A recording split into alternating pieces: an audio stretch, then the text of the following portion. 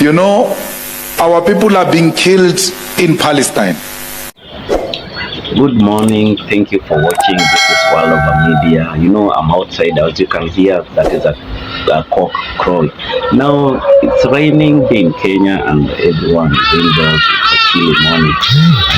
I'm just outside the balcony bringing you a topic that is about Julius Malema and his reactions on the Palestinian-Israeli war. Now, Julius Malema feels that it is a genocide being peddled against the Palestinians. Now, let's watch this video and react to it at the end.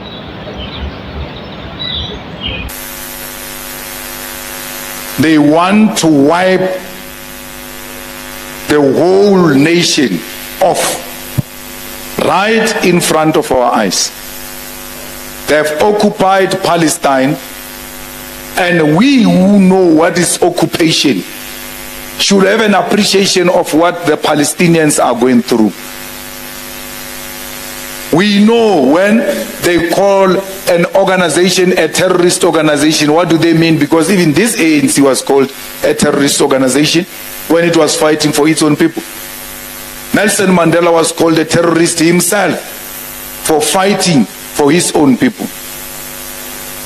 The Palestinians are fighting for self-determination. They want their land back from the occupiers.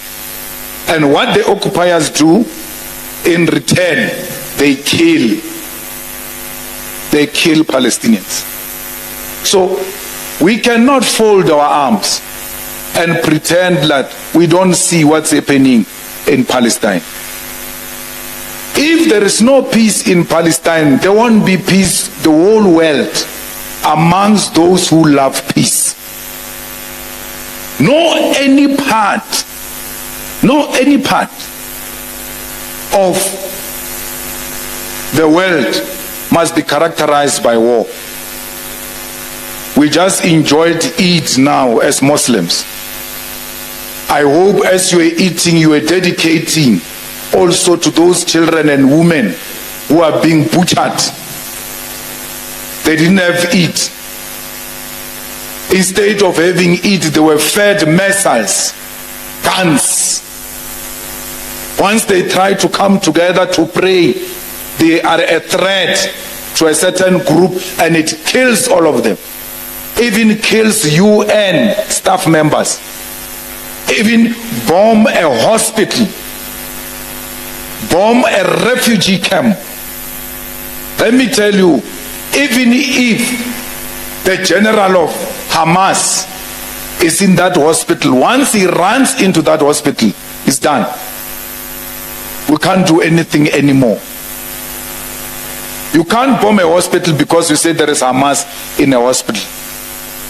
You have to find other ways to get to Hamas without bombing a hospital or a refugee camp. It's not called a refugee camp for nothing. That's why we took them to ICJ. That's why we support that decision. Because once you start bombing UN staff members, bombing refugee camps, you are violating international law. You are committing genocide. That is in violation of international law. You kill journalists. We don't love some of them here in South Africa, but we can't kill them. Journalists, whether you like or you don't like, you can't kill them. If anything, you must protect their freedom to report freely without any form of intimidation. So, why would a Muslim, a true Muslim, vote for DA that supports apartheid Israel, which is committing genocide? When you vote for DA, you are allowing what is happening in Palestine to happen. Because we in the EFF marched to Israel embassy and told them to leave because we can't share a territory with murderers. We only want to share land with peaceful people. We did not We did not end it there. We proceeded to take it into Parliament. And we took a resolution in Parliament that South Africa must cut ties and remove the Israeli embassy. The ANC that pretends to care about Muslims is the one that must implement that decision. They are not implementing it. The support of the ANC for struggle of Palestine is pretentious, it's not genuine. I saw Ramaphosa on Eid going kneeling there, going, look at this one. He's pretending like he cares about our people. You care about the Muslims of South Africa, it means you must care for the Palestinians. Brazil removed the Israeli embassy. Brazil. There is another Arab state recently, I don't know if it's UAE or what, they too cut the diplomatic relations. Yes. So what we're saying is international solidarity is important.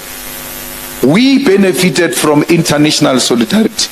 There were big marches, big boycotts in London, in USA, in Washington, for the release of Nelson Mandela. They don't know. We were born, Mandela was already in prison. We came to join the struggle for his release without knowing his face.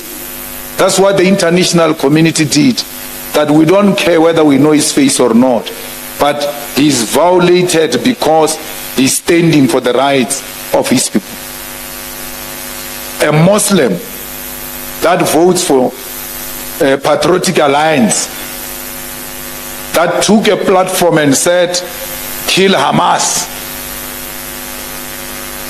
You vote for ACDP, that said we cannot cut relations with Israel.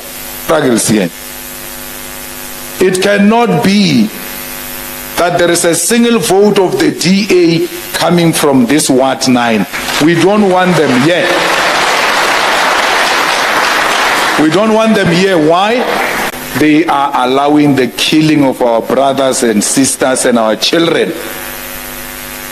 Who support killing of children? Who identifies kids as a threat?